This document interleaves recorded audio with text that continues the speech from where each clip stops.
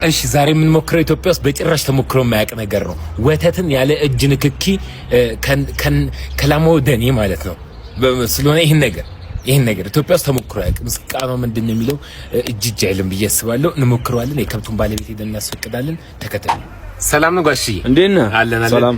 ዛሬ አንድ ነገር እኮ ለቤተሰቦቼ ለተከታዮቼ ላሳያቸው ከብቶትን ልዋስ ነበር። የማንን? የእርሶን ከብት እንዴት መሰሉት? ወተት እንዴት ነው ያለ እጅ ንክኪ መጠጣት የሚቻለው የሚለውን ነገር ላሳያቸው ነው። ለአንተ አመኜ ከብቴን ልሰጥ።